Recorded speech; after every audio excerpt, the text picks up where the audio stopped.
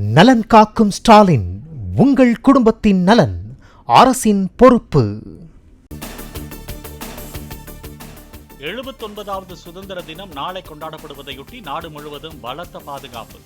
டெல்லியில் ட்ரோன் எதிர்ப்பு அமைப்புகள், அதிநவீன சிசிடிவிகள், முக அடையாளத்தை காணும் தொழில்நுட்பம் மூலம் தீவிர கண்காணிப்பு. சுதந்திர தினத்தையொட்டி நாளை தேசிய கொடியேற்றி உரை நிகழ்த்துகிறார் பிரதமர் மோடி. சென்னை கோட்டை கொத்தளத்தில் முதலமைச்சர் மு.க.ஸ்டாலின் கொடியேற்ற ஏற்பாடு. ஜம்மு காஷ்மீரில் உள்ள உலகின் மிக உயரமான செனாப் ரயில்வே பாலம் அருகே தேசிய கொடி ஊர்வலம். 79வது சுதந்திர தினத்தையொட்டி ராணுவ வீரர்கள் பாதுகாப்புடன் ஊர்வலம் சென்ற உள்ளூர் மக்கள். ஆபரேஷன் சிந்தூரின் போது தீரத்துடன் செயல்பட்ட ராணுவ உயர் அதிகாரிகளுக்கு சுதந்திர தினத்தன்று சிறப்பு விருதுகள். விமானப்படையைச் சேர்ந்த 9 பேருக்கு வீர் சக்ரா வழங்கப்பட உள்ளதாக தகவல். தேசிய நெடுஞ்சாலை மற்றும் தேசிய விரைவுச்சாலை சோதனைச் சாவடிகளில் 3000 ரூபாய் சலுகை கட்டணத்தில் ஓராண்டு பாஸ் முறை நாளை முதல் அமல். தனியார் கார், ஜீப், வேன்களுக்கு மட்டுமே சலுகை கட்டண பாஸ் செல்லுபடியாகும் என அறிவிப்பு. பீகார் வரைவு வாக்காளர் பட்டியலில் நீக்கப்பட்ட 65 லட்சம் பேரின் பெயர்களை காரணங்களுடன் இணையதளத்தில் வெளியிட வேண்டும். வரும் செவ்வாய்க்கிழமை வரை கெடு விதித்து தேர்தல் ஆணையத்திற்கு உச்சநீதிமன்றம் உத்தரவு. நாட்டில் எந்த ஒரு தேர்தலிலும் 2 முறை வாக்களித்ததற்கான ஆதாரம் யாரிடமாவது இருந்தால் பிரமாண பத்திரத்துடன் தாக்கல் செய்ய தேர்தல் ஆணையம் அறிவிப்பு. எந்த ஆதாரமும் இல்லாமல் கோடிக்கணக்கான வாக்காளர்களை வாக்கு திருடன் என்று மோசமான வார்த்தைகளால் குறிப்பிட வேண்டாம் எனவும் அறிவுறுத்தல். மின்னணு வாக்குப்பதிவு இயந்திரங்கள் விஷயத்தில் அரசியல் கட்சிகள் இரட்டை நிலைப்பாட்டுடன் செயல்படுவதாக தேர்தல் ஆணையம் கருத்து. வெற்றி பெற்றால் மின்னணு வாக்குப்பதிவு இயந்திரம் நல்லது, தோற்றால் மோசம் என்று செயல்படுவதாக உச்சநீதிமன்றத்தில் தகவல். ட்ரம்ப், புதின் இடையிலான அமைதி பேச்சுவார்த்தை தோல்வியடைந்தால் இந்தியா மீது கூடுதல் வரி. ஏற்கனவே இந்திய பொருட்களுக்கு 50% வரி விதிக்கப்பட்டுள்ள நிலையில் அமெரிக்கா மிரட்டல். அரசு திட்டங்களின் செயலாக்கம் குறித்து மாவட்ட ஆட்சியர்களுடன் காணொலி வாயிலாக முதலமைச்சர் மு.க.ஸ்டாலின் ஆலோசனை. பொதுமக்களிடம் இருந்து பெறப்படும் கோரிக்கை மனுக்கள் மீது விரைந்து தீர்வு காண அறிவுறுத்தல். சென்னை தலைமைச் செயலகத்தில் முதலமைச்சர் மு.க.ஸ்டாலின் தலைமையில் அமைச்சரவை கூட்டம். PayPal, would India, American express உள்ளிட்ட நிறுவனங்களுக்கு அனுமதி சலுகைகள் வழங்குவது குறித்து முக்கிய முடிவு. செங்கல்பட்டு மாவட்டம் மகிந்திரா வேர்ல்ட் சிட்டியில் 700 கோடி ரூபாய் முதலீட்டில் மின்கருவிகள் உற்பத்தி ஆலை. முதலமைச்சர் மு.க.ஸ்டாலின் முன்னிலையில் ஜப்பான் நிறுவனத்துடன் புரிந்துணர்வு ஒப்பந்தம் கையெழுத்து. திருப்பத்தூர் மாவட்டம் ஏலகிரியில் மலைவாழ் மக்களை சந்தித்து எடப்பாடி பழனிசாமி கலந்துரையாடல்.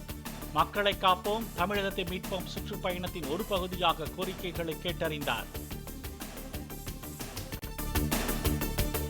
திமுகவின் ஓரணியில் தமிழ்நாடு உறுப்பினர் சேர்க்கைக்கு தடை கோரி உயர்நீதிமன்ற மதுரை அமர்வில் தொடரப்பட்ட வழக்கு. ஆதார் விவரங்கள் வாங்கப்படுவதில்லை என்பதை எழுத்துப்பூர்வமாக தாக்கல் செய்ய திமுக தரப்புக்கு நீதிபதிகள் உத்தரவு. பணம் கொடுத்து சமூக வலைதளங்களில் தன்னை பற்றியும் ஜி.கே. மணி பற்றியும் ஒரு கும்பல் திட்டமிட்ட அவதூறு. பாமக நிறுவனர் ராமதாஸ் பரபரப்பு குற்றச்சாட்டு. உங்களுடன் ஸ்டாலின் திட்டத்துக்கு எதிராக வழக்கு தொடுத்த அதிமுக வழக்கறிஞர் இனியனுக்கு 1 லட்சம் ரூபாய் அபராதம். மனுவையும் தள்ளுபடி செய்து சென்னை உயர்நீதிமன்றம் உத்தரவு. உங்களுடன் ஸ்டாலின் திட்டத்தை எதிர்த்த வழக்கில் உச்சநீதிமன்றம் விதித்த அபராதம் 10 லட்சம் ரூபாய். அதிமுக எம்பி சி.வி. சண்முகம் செலுத்தியிருப்பதாக உயர்நீதிமன்றம் தமிழக அரசு தலைமை வழக்கறிஞர் தகவல். தூய்மை பணியாளர்களுக்கு 6 சிறப்பு திட்டங்களை அறிவித்தது தமிழ்நாடு அரசு. நகர்ப்புற உள்ளாட்சி அமைப்புகளில் காலை உணவு இலவசமாக வழங்கப்படும் என்றும் அறிவிப்பு.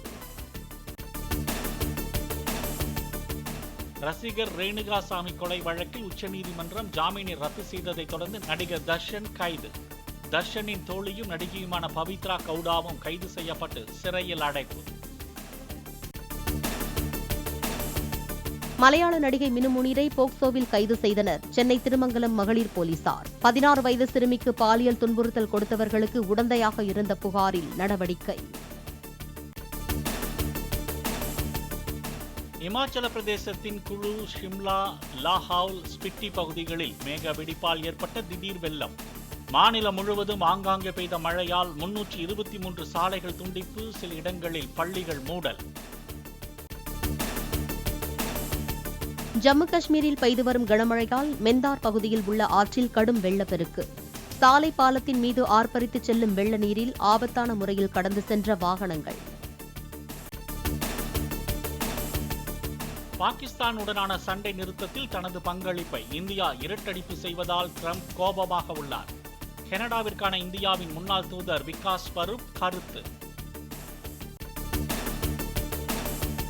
ராணுவ ஏவுகணை படை என்ற தனிப்பிரிவை உருவாக்கப் போவதாக பாகிஸ்தான் பிரதமர் ஷெபாஸ் ஷெரீப் அறிவிப்பு. ஆபரேஷன் சிந்தூரில் பின்னடைவை சந்தித்ததால் ராணுவத்தை மேம்படுத்த திட்டம். ரஜினிகாந்தின் கூலி திரைப்படத்தை காண திரையரங்குகளுக்கு வருகை தந்த திரை நட்சத்திரங்கள். இயக்குனர் லோகேஷ் கனகராஜ், தனுஷ், சிவகார்த்திகேயன், ஸ்ருதி ஹாசன் உள்ளிட்ட நடிகர் நடிகைகள் திரையரங்குகளுக்கு வருகை. கேரள திரையரங்குகளில் அதிகாலையில் வெளியானது ரஜினி நடித்துள்ள கூலி திரைப்படம்.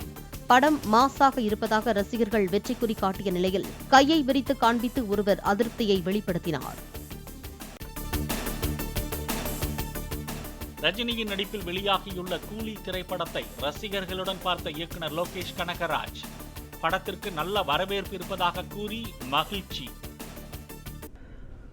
நலன் காக்கும் ஸ்டாலின், உங்கள் குடும்பத்தின் நலன் அரசின் பொறுப்பு. பிளே ஸ்டோர் மற்றும் ஆப் ஸ்டோரில் இருந்து பாலிமர் செயலியை QR கோடு மூலம் பதிவிறக்கம் செய்யுங்கள். செய்திகளை உடனுக்குடன் பெறுங்கள்.